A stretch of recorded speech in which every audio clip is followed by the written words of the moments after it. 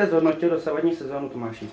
A já si myslím, že sezóna byla i teď na to, že to je první rok, tak si myslím, že ty výkony byly opravdu dobrý a škoda to jen poslední propad, ale jinak si myslím, že zápas byl i celá sezóna, myslím, že byla velmi úspěšná.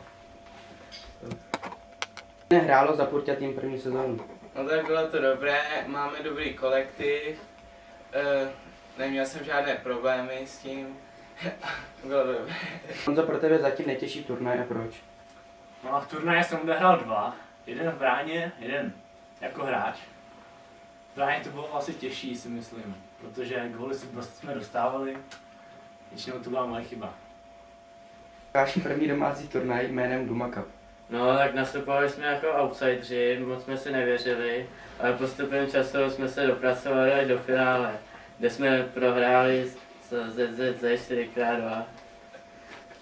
Lukáši hraje nejlépe. A proč? Tak mně se nejlépe hraje na tartanu, protože je to lepší pro naši kombinační hru než na trávě. Na trávě má balon odskok a to nám nevyhovuje.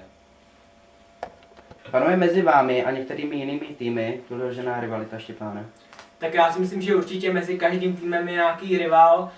U nás to je teda tým Ježků a Arsenal Londýn, a ten už se bohužel rozpad, takže máme o konkurenci mít, takže doufáme, že v příštích letech budeme opět lepší a bez konkurence.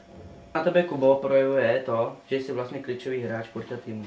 No tak určitý tlak je na mě před každým turnajem, ale musím se s tím vypořádat, protože cítím, že spoluhráči mě věří a já jsem jim za to vděčný, protože mě každý zápas zásobují skvělými a dobrými přihrávkami, z čehož pramení naše dobré výsledky. Tě Ondro kamerovalo první sezónu. No, kameroval jsem mi celkem dobře, že občas teda někdo říká, že mám točit, někdo ne, takže pak nevím, ale celkem to šlo. Jak se ti, Jirko, hrálo ve Třemešní? Ve Třemešné se mě hrálo dobře, byl to můj druhý turnaj, s týmem jsem nebyl ještě moc sehraný, takže jsem se teprve sehrával.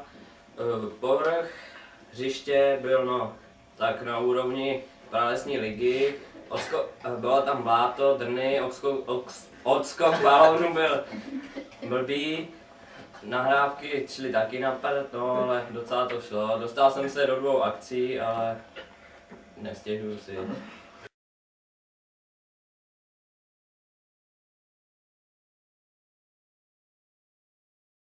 Count on me, so stand up for the champions, for the champions. Stand up, stand up, stand up for the champions, for the champions. Stand up for the champions, for the champions. Stand up, stand up, stand up for the champions, for the champions. Stand up.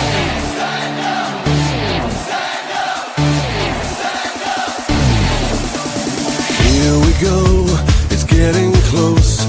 Now it's just who wants it most. It's just life, that's how it is.